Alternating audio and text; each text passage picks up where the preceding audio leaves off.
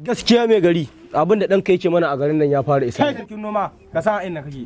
Kai karamin munafiki dakata ba da kai nake magana ba. Kai sarkin noma dakata kada tsautsayin tsatso ya sa ka faɗi wata kalma a wannan fadar.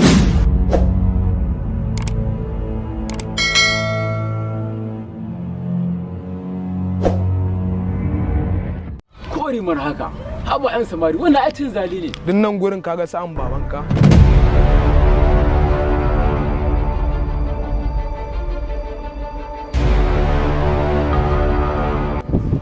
Fada tana sauraron ka ya kai bako.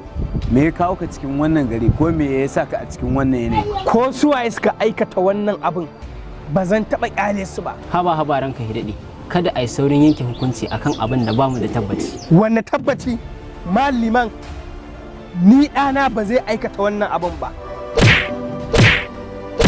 Ɗana abun kwaikwayo ne ga mutanen garin nan. Ɗana ba zai taɓa aikata wannan abin da ke magana ba. Wallahi taimake ka, wallahi ba kasafi nake masa ba, duk abin da na faɗa maka gaskiya ne. Dakata ka ji bako. Kada kai tunanin zancen ka zai sa mu laƙaba wa yaron kirki abin da bai aikata ba. Sarkin fada a ɗauki wannan tsoho a je a sa shi ɗakin duhu. An gama ranka a zuba mai sauraye. An gama ranka daɗe. Shantali kai kuma ka shiga cikin gari kai shela